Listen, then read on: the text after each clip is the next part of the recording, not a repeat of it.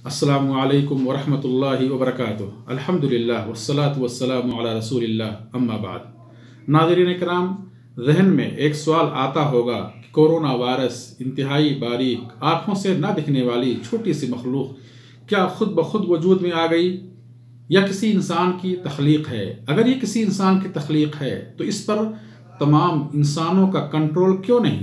ये अजीम और मुहय्यिरुल उक़ूल ताकतें आजिज़, नाकाम, बेबस क्यों हैं? क्या ये मखलूक किसी गैबी ताकत व खालिक की वजूद का पता नहीं दे रही है? यकीनन कोरोना वायरस चीख चीख कर पुकार रहा है कि कायनात का कोई खालिक है, रब है, हाकिम है। मेरे भाई, और ये अक्ल भी कह रही है कि कोई भी शख्स अपने आप का खालिक नहीं हो सकता, कोई भी चीज़ खुद ब खुद वजूद में नहीं आ सकती।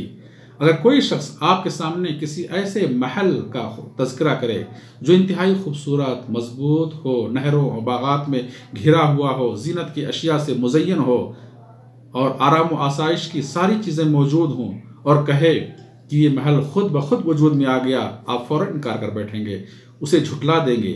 तो जब एक महल खुद ब खुद वजूद में नहीं आ सकता तो इतनी बड़ी कायनात, वसी व अरीज़ ज़मीन, आसमान, सूरज, चाँद, तारे, पहाड़, सहरा, दरिया, जंगल, समुंदर, जानदार और बेजान बहुत सारी मखलूक़ात अज़ खुद वजूद में कैसे आ सकती हैं? अक्ल और फितरत इस बात की गवाही देती है कि इस कायनात का खालिक कोई ना कोई ज़रूर है। कुरान करीम में अल्लाह सुब्हानहू व तआला फरमाए, वफ़िल अर्दि आयातुन लिल मूक़िनीन वफ़ी अनफुसिकुम अफ़ला तुबसिरून। ज़मीन में ईमान रखने वालों के लिए, यकीन रखने वालों के लिए बहुत सारी निशानियाँ मौजूद हैं। हर चीज़ में रब की निशानी मौजूद है। हर चीज़ ये गवाही दे रही है कि इसका कोई न कोई मूजिद खालिक ज़रूर है। खुद तुम्हारी ज़ात में निशानियाँ मौजूद हैं, क्या तुम देखते नहीं? एक आराबी शख्स से सवाल किया गया, बिमा अरफ़्ता रब्बक, तूने अपने रब को कैसे पहचाना? उसने कहा, अल-बअरतु तदुल्लु अलल बईर, ये मेघनी ऊँटनी के होने का पता देती है। वल अथरु यदुल्लु अलल मसीर, कदमों के निशान चलने वालों का पता दे रहे हैं।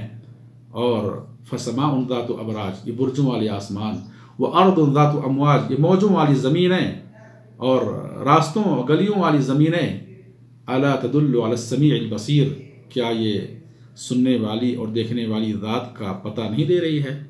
मेरे भाई, और इन मखलूक़ात से ये बात भी मालूम हुई कि खालिक एक ही है। अगर इन मखलूक़ात के कई खालिक होते तो उनमें इख्तलाफ होता, और इख्तलाफ की सूरत में हर खालिक अपनी मखलूक को लेकर अलग हो जाता।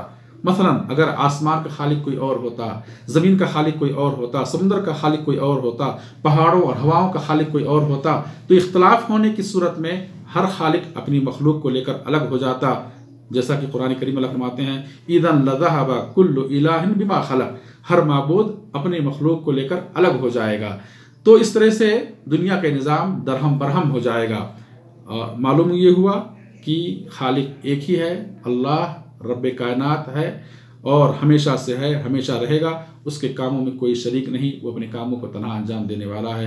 व आखिरु दावाना अनिल हम्दुलिल्लाहि रब्बिल आलमीन। वस्सलामु अलैकुम व रहमतुल्लाहि व बरकातुहू।